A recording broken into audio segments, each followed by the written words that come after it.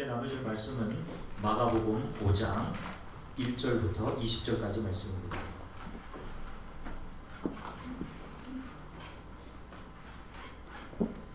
마가복음 5장 1절부터 20절까지.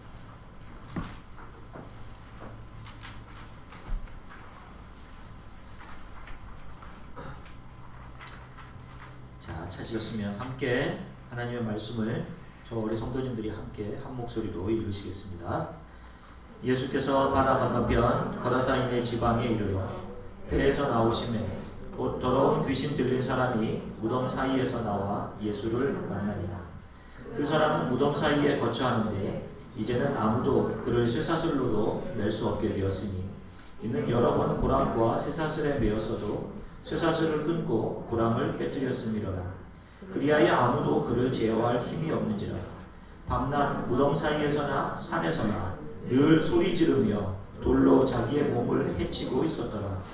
그가 멀리서 예수를 보고 달려와 절하며 큰 소리로 부르짖어 이르되 지극히 높으신 하나님의 아들 예수여, 나와 당신이 무슨 상관이 있나이까? 원하건대 하나님 앞에 맹세하고 나를 괴롭히지 마옵소서 하니, 이는 예수께서 이미 그에게 이르시기를 더러운 귀신아 그 사람에게서 나오라 하셨습니다. 이에 물으시되 내 이름이 무엇이냐 이르되 내 이름은 군대니 우리가 많음이니이다 하고 자기를 그 지방에서 내보내지 마시기를 간구하더니 마침 거기 돼지의 큰 떼가 산 곁에서 먹고 있는지라. 이에 간구하여 이르되 우리를 돼지에게로 보내어 들어가게 하소서 하니 허락하신대 더러운 귀신들이 나와서 돼지에게로 들어가매 거의 2,000마리 되는 떼가 바다를 향하여 비탈로 내리다가 바다에서 몰살하거늘 치던 자들이 도망하여 읍내와 여러 마을에 말하니 사람들이 어떻게 되었는지를 보러 와서 예수께 이르러 그 귀신 들렸던 자 곧 군대 귀신 짚혔던 자가 옷을 입고 정신이 온전하여 앉은 것을 보고 두려워하였더라. 이에 귀신 들렸던 자가 당한 것과 돼지의 일을 본 자들이 그 일을 알매 그들이 예수께 그 지방에서 떠나시기를 간구하더라. 예수께서 배에 오르실 때에 귀신 들렸던 사람이 함께 있기를 간구하였으나 허락하지 아니하시고 그에게 이르시되 집으로 돌아가 주께서 내게 어떻게 큰 일을 행하사 너를 불쌍히 여기신 것을 내 가족에게 알리라 하시니 그가 가서 예수께서 자기에게 어떻게 큰 일을 하셨는지를 데가볼리에 전파하니 모든 사람이 놀랍게 여기더라. 아멘. 잠시 기도하겠습니다. 사랑해 주님 감사합니다. 이제 저희가 하나님의 말씀을 잠잠히 기다립니다. 주님의 말씀이 우리를 새롭게 함을 믿고 또 주님의 말씀이 우리의 마음과 영혼의 눈을 떠 주님을 바라보게 하고 우리의 소망을 새롭게 붙잡게 할 것임을 저희가 믿습니다. 또 마음들의 상처가 있는 것들을 하나님의 말씀으로 치유해 주실 것을 믿습니다. 가장 부족한 종이 하나님의 말씀을 증거하기에 하나님 간절히 주님의 도우심을 구합니다. 감사드리며 예수 그리스도 이름으로 기도드립니다. 아멘. 할렐루야. 여러분 한 주간 동안 잘 지내셨어요? 우리 옆분들 뒷분들과 좀 인사를 나누도록 하겠습니다. 잘 지내셨습니까? 서로 이렇게 좀 물어보면서 인사를 좀 나눌게요. 아멘. 그럼 시간이 참 빨리 지나가는 것 같습니다. 지난 한 주간 바깥의 경치가 아름다움과 아쉬움이 교차하는 그런 한 주간이었던 것 같아요. 결혼하신 분들은 결혼하시기 전에 서로 데이트하던 때 가끔씩 생각이 나실 것 같아요. 특별히 요즘처럼 낙엽도 떨어지고 아름다운 계절에는 더더욱 그럴 것 같습니다. 남녀는 각자 자기 배우자에 대해서 꿈꾸는 꿈들이 있습니다. 지금 저희 교회 안에도 여기 결혼 정년기에 있는 청년들 각자 자기 배우자, 미래 배우자에 대한 꿈들이 있을 겁니다. 좀 그런 기대가 높아서 청년과 장년의 애매모호한 지점에서 서 있는 청장년 같은 그런 사람들도 좀 있기도 한데, 그리고 데이트를 시작하고 결혼을 결정하고 나서 물어보면 대부분이 자기가 꿈꾸고 기대했던 배우자가 지금 결혼하려는 이 사람과 거의 같습니다. 이런 말들을 합니다. 배우자에 대해서 믿음을 가지기 시작하는 거죠. 믿음. 우리나라 말로는 뭐 콩깍지가 씌었다 이렇게 하는데, 그런 이야기들을 하는데, 근데 이 믿음이 깨지는데 그리 오랜 시간이 필요하지 않는 것 같아요. 가장 아름다운 숲속의 공주의 모습으로 잠잘 것 같은 아내가 밤에 이를 갈거나 곰처럼 코를 골아대면 환상이 깨지고 현실이 남죠. 아주 작은 것들까지 잘 맞지가 않는 것 같습니다. 달라도 너무 다른 것 같고 가슴은 답답해지고. 제가 좋아하는 가수 중에 한 명인 이은미의 노래 헤어지는 중입니다. 문득 듣다가 가사에서 서러움이 내 마음에 무너져요. 왠지 모를 서러움 때문에 마음이 무너지고. 자, 이렇게 결혼 전의 믿음과 기대와 결혼 후의 모습들이 다르다고 해서 그렇다고 결혼이 불편한 것이 되고 배우자에 대한 믿음이 변하고 결혼이 가치가 없게 되느냐? 그렇지가 않습니다. 제가 이야기하고 싶은 중요한 것은 결혼 전의 신념이나 기대, 믿음 같은 것이 바른 결혼 생활을 보장하는 것이 되지 못한다 하는 것입니다. 미국과 마찬가지로 이제 우리나라에도 보면 감동적으로 자신의 사랑을 고백하고 프로포즈하는 그런 동영상들을 SNS 등에서 쉽게 찾아볼 수 있어요. 보면 참 감동스럽습니다. 어떻게 이렇게 좋은 아이디어들을 동원해서 상대방을 감동시킬 수 있을까, 그런 생각이 나는데, 한참 감동해서 이렇게 보다가 보면 댓글들이 있지 않습니까? 댓글들을 쭉 내려서 보다 보면 이분들 몇 개월 전에 헤어졌습니다. 동영상 내려주세요. 감동이 깨지면서 안타까움이 밀려오고 그렇습니다. 아름다운 결혼 생활은요, 그저 믿음이나 기대로 채워지는 것이 아닙니다. 결국 상대방을 사랑해서 내가 그 사람을 위해 무엇인가를 할 때, 내 배우자의 약점을 채워주고 그를 내 마음에 품어갈 때, 서로를 향한 이런 사랑에 감동하고 서로를 감격하면서 나를 먼저 희생하는 구체적인 일들을 할 때, 결혼 이전에는 알지 못했던 더 놀랍고 깊은 사랑의 눈을 뜨게 되고, 이전에 알지 못하던 배우자를 더 알아가게 되고, 그래서 배우자가 배우자를 넘어서 친구처럼, 더 깊은 연인처럼, 또 위로자로 이렇게 아름다운 부부관계가 되어 가는 것입니다. 단지 환상 속의 어떤 믿음이나 기대 같은 것이 아니라 배우자를 진실로 사랑해서 나의 전 인격적인 희생이 있어야지 그 부부가 결혼 전보다 더 아름답고 깊은 부부가 될 수 있는 것입니다. 이것이 참 놀라운 결혼의 비밀이지 않나, 그런 생각을 해요. 우리가 믿음에 대해서 말씀을 함께 나누고 있습니다. 오늘은 구원에 이르는 믿음과 구원에 이르지 못하는 믿음에 대해 말씀을 좀 나누려고 합니다. 우리가 예수 그리스도를 믿으면 구원을 받는다라는 말을 수없이도 들었고 가르쳐 왔습니다. 실제로 사도행전에서도 주 예수를 믿으라, 그리하면 너와 내 집이 구원을 얻을 것이다, 이런 말씀이 있어요. 그렇습니다. 분명히 주 예수 그리스도를 믿음으로 구원을 얻습니다. 그런데 많은 경우 주 예수를 믿는다라고 할 때 이 믿음이라는 것이 대부분의 경우 성경에서 이야기하는 믿음이 아니라 샤머니즘적이고 미신적이고 관념적인 이해를 가지고 이 믿음이라는 것을 정의하고 이 믿음들을 붙드는 경우들을 봅니다. 성경이 이야기하는 믿음이라는 것은 관념적인 것을 이야기하는 것이 아니라 나의 전 인격적인 실제적인 것을 이야기합니다.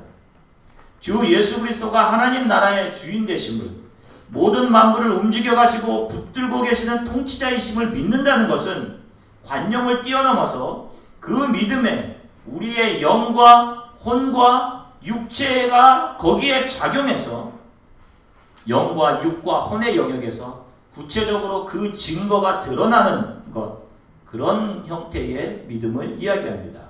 그런데 이것이 놀랍게도 이미 구약성경의 에스겔이라는 선지자를 통해서 이것이 예언되어 있었습니다. 에스겔서 11장 19절 20절을 앞을 보시면서 저와 여러분들이 함께 말씀을 읽으시겠습니다. 내가 그들에게 한 마음을 주고 그 속에 새 영을 주며 그 몸에서 돌 같은 마음을 제거하고 살처럼 부드러운 마음을 주어 내 율례를 따르며 내 규례를 지켜 행하게 하리니 그들은 내 백성이 되고 나는 그들의 하나님이 되리라. 아멘. 장차 성령께서 오셔서 우리들에게 하실 일을 선포하시는데 먼저 새 영을 우리에게 주시고 그 다음에 우리의 돌같이 딱딱해진 우리의 혼의 영역을 부드럽게 하셔서 우리의 마음과 우리의 생각을 따뜻하게 변화시키고 우리의 육체까지 변화시키셔서 우리의 몸의 즐거움을 쫓아 살던 우리가 하나님의 말씀에 나를 드리고 주의 말씀이 드러나는 도구로 주의 말씀대로 구체적인 삶을 살아가도록 우리의 육체를 드리는 그런 삶을 살도록 하시겠다라는 그런 말씀입니다. 이 말씀은 정확히 주 예수 그리스도를 믿고 성령을 통해 거듭난 사람들의 믿음에 대해서 이야기하고 있는 것입니다. 이 영과 혼과 육체의 변화, 전인격적인 변화가 바로 믿음이며 이 믿음이 온전하게 그 사람의 몸에서 움직임을 스스로 증거하는 것입니다. 그래서 야고보 사도가 야고보서 2장 19절부터 20절에서 이런 말씀을 합니다. 내가 하나님은 한 분이신 줄을 믿느냐? 잘하는도다. 귀신들도 믿고 떠드느니라. 아, 허탄한 사람아, 행함이 없는 믿음이 헛것인 줄을 알고자 하느냐? 만약에 어떤 사람이 내가 주를 믿습니다, 내가 예수님을 사랑합니다 라고 말하면서 성령으로 새롭게 변화된 영과 하나님의 사랑으로 부드러워진 혼을 통해 나타나는 행함이 그의 삶에 매 순간 없다면 그 믿음은 헛것, 다시 말해서 구원에 이르지 못하는 믿음이다 라는 것을 말씀하고 있던 것입니다.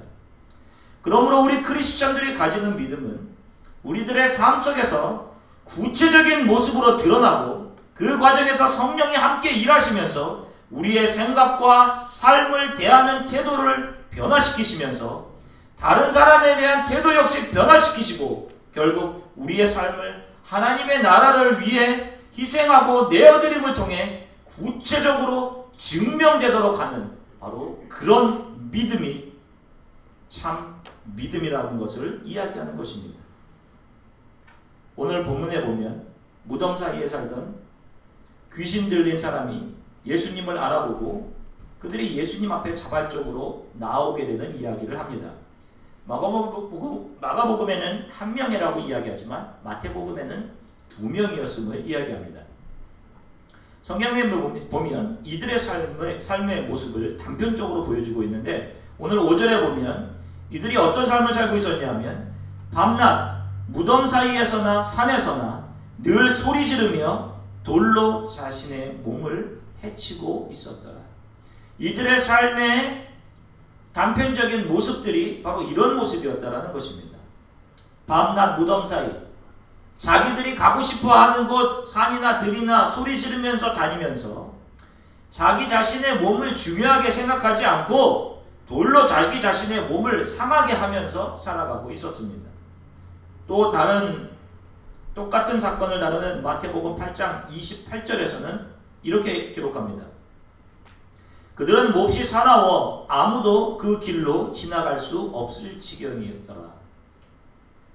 자, 이들이 무덤가와 산과 들에 살면서 오손도손 행복하게 지낸 것이 아니라 매우 사나웠습니다. 그리고 그들로 인해서 다른 사람이 불편함을 겪었어요. 그 근처를 지나갈 수가 없었습니다. 그들과 마주치지 않기 위해서 다른 길로 돌아가야 했어요. 여러분, 이게 예수 그리스도를 하나님을 안다는 사람들의 삶은 이런 삶이 아닙니다. 이게 사람의 삶이 아니죠. 그런데 이런 삶을 살고 있던 이들 근처를 예수님께서 지나가시게 됩니다. 이때 자기 자신들 앞을 지나가던 예수님을 보고 이들이 무덤 속에서 뛰쳐나와서 예수님께 놀라운 말을 합니다. 그것이 오늘 본문 7절에 기록되어 있는데 그들이 예수님께 이런 말을 해요. 지극히 높으신 하나님의 아들 예수여, 이렇게 이야기합니다. What do you want with me, Jesus, Son of the Most High? 이렇게 이야기합니다. Son of the Most High God. 이것을 히브리 말로 하면 엘 엘륜이라고 이야기합니다. 지극히 높으신 하나님. 그는 전혀 만난 적이 없는 예수를 정확하게 알고 있었습니다. 그리고 그분을 하나님의 아들, 당신은 하나님의 아들이십니다 라는 사실들을 자신의 입으로 정확하게 지금 고백하고 있습니다. 그러면 이 사람이 믿음이 있는 사람입니까?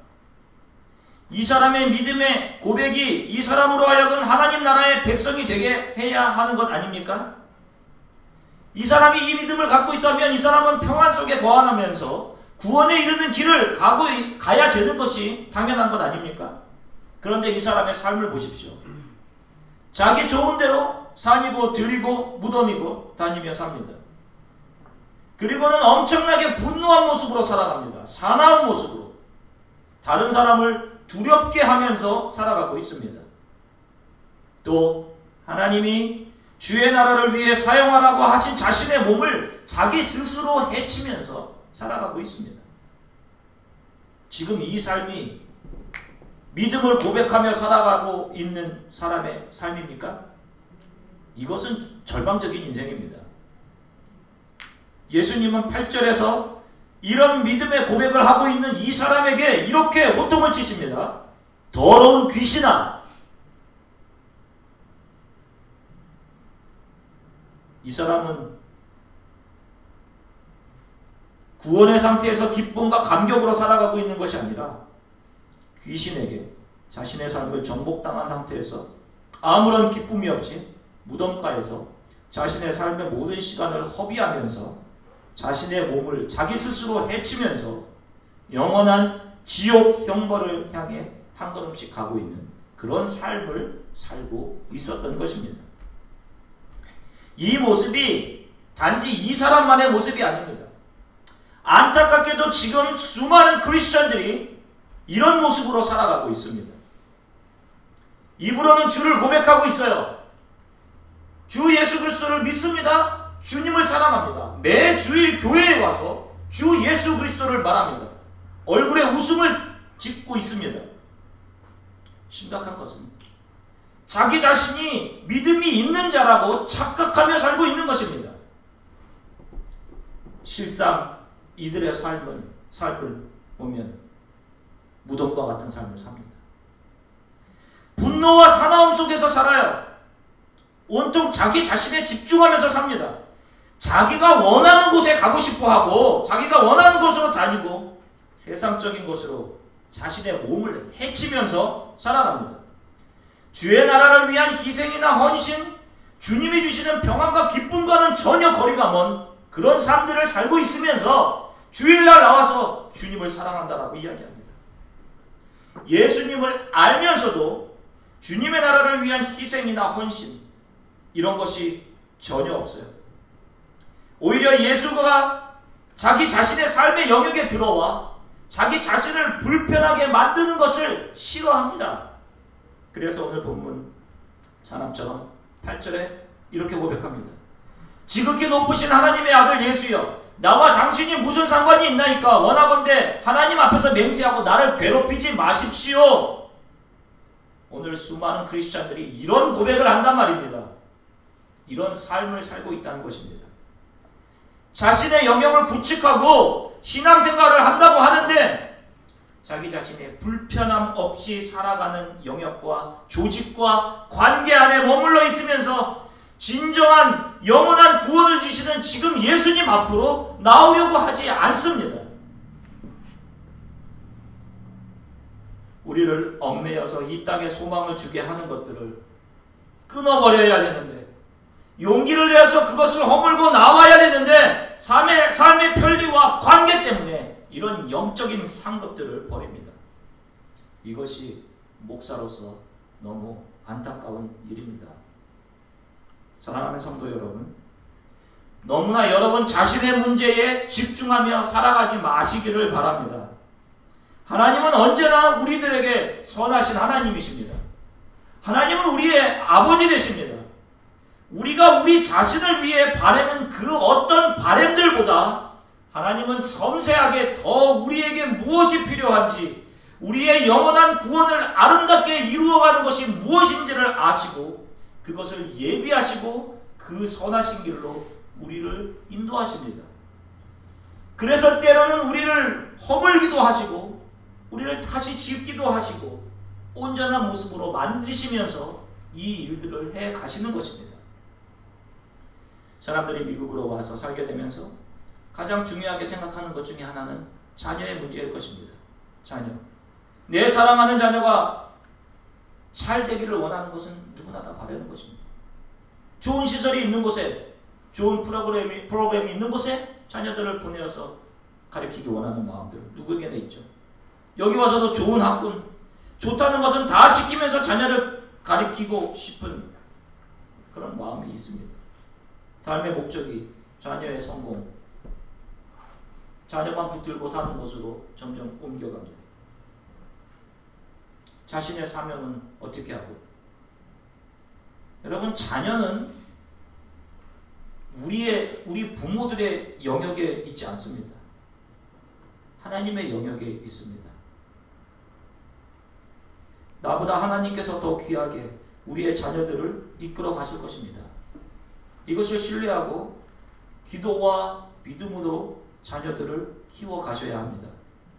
내 자녀에게 좋은 것을 주고 싶은 것만큼 교회 안에 다른 사람들에게도 좋은 것으로 함께 나누시고 우리 교회가 협력하는 선교지와 선교사님들을 위해서도 그분의 자녀들을 위해서도 우리의 좋은 것의 일부를 나누어 줄 수 있는 그런 성도들이 될 수 있기를 간절히 소망합니다. 우리가 장차 육체의 죽음을 넘어서 하늘문에 이르게 될 때 우리가 하나님 앞에서 내놓아야 할 것들이 있어야 할 것입니다. 무엇을 하나님 앞에 가서 내놓을 수 있겠습니까? 내가 관념적으로 주님을 믿었습니다 하는 것, 이런 것 아닙니다. 또 내가 주님의 이름으로 이런 능력을 행했습니다, 내가 이런 기적들을 행했고 경험했습니다 하는 것도 아닙니다. 이런 사람들은 주님으로부터 나는 너희를 도무지 모른다, 이 불법을 행하는 자들아, 이런 책망과 함께 영원한 형벌로 들어가게 될 수도 있습니다. 주님께서 보실 것은 우리가 주 예수 그리스도를 믿으면 구원이 있다는 사실을 우리의 영과 혼으로 받고 새로워져서 우리의 마음과 생각이 변해서 그것을 우리의 삶 속에서 매 순간순간 증거해 나간 흔적들일 것입니다. 어떤 이들은 이런 믿음의 흔적들이 전혀 없습니다.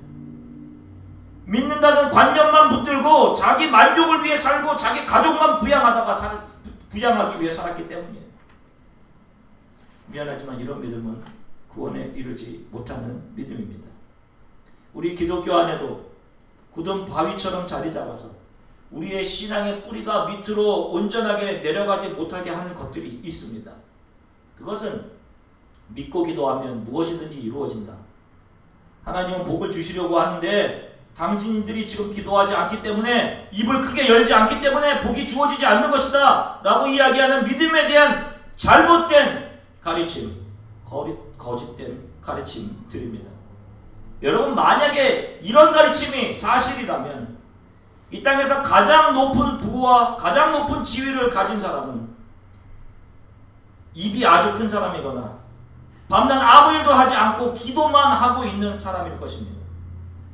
이런 가르침은 내 자신에게 무엇이 채워지는가 채워지지 않는가 하는 문제에 집중하며 살게 합니다. 채워져야 하나님을 잘 믿는 것이고 그래야 하나님이 나를 사랑하시는 거라고 생각합니다. 그런데 하나님의 사랑이 그런 걸로 표현됩니까? 하나님의 사랑은 우리가 가장 연약하고 가장 악한 모습일 때 우리에게 조건 없이 주어졌던 사랑입니다. 어떤 조건을 가지고 우리를 사랑해 주시고 안 사랑해 주시고 하는 것이 아니란 말입니다. 왜 자꾸 교회들이 자신의 욕망이 채워지는 것을 복이라고 말하고 그것을 위해 기도하라고 가르치는지 모르겠습니다. 예수님도 이런 사람들에 대해서 지적하셨습니다. 요한복음 6장 26절에 보면 오병이어의 기적을 경험한 다음에 사람들이 예수님을 찾아옵니다. 그때 예수님께서 이렇게 말씀하셔요. 예수께서 대답하여 이르시되 내가 진실로 진실로 너희에게 이르노니 너희가 지금 나를 찾는 것은 표적을 본 까닭이 아니요 떡을 먹고 배부른 까닭이로다. 지금 현실의 문제, 배고픈 것이 해결된 것, 너희들의 만족이 채워지는 것에 집중해서 그것 때문에 너희가 나를 지금 찾고 있는 것이지 하나님의 아들 메시아인 나를 믿는 믿음 때문이 아니다 라는 것을 지적하시면서 이런 것으로는 결코 영원한 생명을 얻을 수 없다, 이것을 말씀하시는 것입니다. 이런 이상한 믿음에 대한 가르침 때문에 그토록 믿고 기도했던 것이 이루어지지 않음으로 인해서 실망하고 좌절하고 때로는 기쁨도 잃어버리고 더 나아가서는 하나님에 대한 배신감을 느끼고 교회를 등지고 세상으로 돌아가는 사람들이 생기는 것입니다. 이런 것은 구원에 이르는 믿음이 아닙니다. 부모들이 이런 믿음을 가지고 있으니 자녀들이 주일학교, 중고등부 때 교회에 붙어 있습니다. 부모의 컨트롤 아래에 있으니까. 그러다 대학을 가면 미국에 있는 대학생의 80%, 중고등부 때 신앙생활을 했던 사람들의 80%가 대학을 진학한 후 교회를 떠나게 되는 것입니다. 이러한 믿음들을 붙잡고 있기 때문에 이런 일들이 일어나게 되는 거예요. 우리 크리스천들이 긍정적인 생각을 가지는 것은 이 세상을 살면서 더 모든 것, 우리에게 있는 모든 것들이 다 잘 될 것이다, 만사형통할 것이다 라는 것에 대한 긍정을 가지는 것이 아닙니다. 하나님이 나의 아버지 되시고 독생자주 예수 그리스도를 주시기까지 우리를 사랑하셨기 때문에 그 하나님이 나를 선하게 이끌어 가실 것이고 결국 나를 통해 영원한 구원들을, 나의 영원한 구원을 완성시킬 것에 대한 소망, 이 소망을 주시는 선하신 하나님에 대한 긍정적인 마음을 어떠한 상황 속에서도 갖는 것입니다. 긍정적인 믿음입니다. 그래서 바울도 에베소 교인들에게 이렇게 이야기합니다. 에베소서 1장 18절 19절에서 에베소 교인들을 위해 간절히 기도하면서 에베소 교인들이 물질적으로 축복을 받게 해주십시오, 이들의 자녀들이 좀 좋은 학교에 가게 해주십시오, 이런 기도를 하는 것이 아니라 이렇게 기도합니다. 너희 마음의 눈을 밝히사 그의 부르심의 소망이 무엇이며 성도 안에서 그 기업의 영광의 풍부함이 무엇이며 그의 힘의 위력으로 역사하심을 따라 믿는 우리에게 베푸신 능력의 지극히 크심이 어떠한 것을 너희로 알게 하시기를 구하노라. 지금 이들이 눈에 보이는 문제 때문에 힘들어하고 그것이 채워지지 않았기 때문에 좌절하고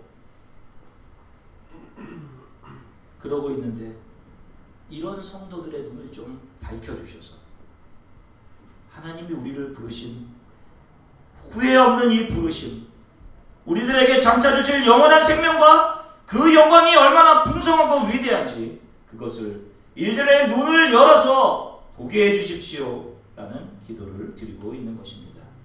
사랑하는 성도 여러분, 여러분들을 부르신 하나님의 부르심이 장차 얼마나 위대하게 나타날지 여러분들을 통해 하나님이 받으실 영광들을 꿈꾸며 살아가시기를 바랍니다. 여러분, 이 소망을 굳게 붙드십시오. 주 예수 그리스도를 단지 지식적으로 관념적으로 아는 것은 구원에 이르는 믿음이 될 수 없음을 기억하시기 바랍니다. 하나님의 부어주신 새로운 성령이 우리의 영을 새롭게 하고 우리의 생각과 마음을 변화시키셔서 그것이 우리 삶으로 보여지는 다른 사람들을 대하는 태도가 변하고 우리의 마음이 따뜻해져서 다른 사람들을 긍휼로 대하며 보이는 것이 아니라 보이지 않는 하나님의 나라에 대한 참 소망을 붙들고 나를 내어드리고 매 순간 구체적으로 희생하고 헌신하는 이런 전인격적인 모습이 바로 믿음의 실체입니다. 저와 우리 주안의교회 성도 여러분들은 이러한 믿음을 붙들고 이런 신앙의 길을 갈 수 있게 되기를 간절히 소망합니다. 이 길에 반드시 주님이 주시는 평안이 있을 것이고 여러분들의 구원의 길이 바른 길이고 바른 선택이었으므로 주님 앞에 서게 되었을 때 그때는 눈과 눈을 마주보고 있는 것처럼 선명하게 확인할 수 있게 될 것입니다. 한 주간도 이 믿음을 붙잡고 살아가는 여러분들을 성령께서 지키시고 함께 하시기를 간절히 축원합니다. 함께 기도하겠습니다. 함께 기도하겠는데요. 한 주간 동안 또 염려와 근심들이 있었을 것입니다. 왜냐하면 우리가 살아가는 현실들을 우리의 눈으로 바라보고 우리가 실제적으로 그런 것들을 느끼기 때문에 그래요. 그러나 오늘 하나님의 말씀을 통해서 여러분들의 영의 눈을 다시 한번 떠서 성령께서 여러분들의 영을 새롭게 하시고 여러분들의 혼들을 만져주셨던 것들을 기억하시고 하나님 이런 근심과 염려들을 만져주셔서 오늘 다시 한번 하나님 앞에 온전한 모습으로 서게 해주십시오. 내가 세상을 살아오고 내가 원하는 곳으로 다녔다면 그 발걸음을 고쳐주시고 나의 발걸음은 하나님이 원하시는 곳에 있게 해주십시오. 내가 세상의 것으로 나의 몸을 상하게 하고 있는 일들을 하고 있었다면 주님 그것도 버리게 해주십시오.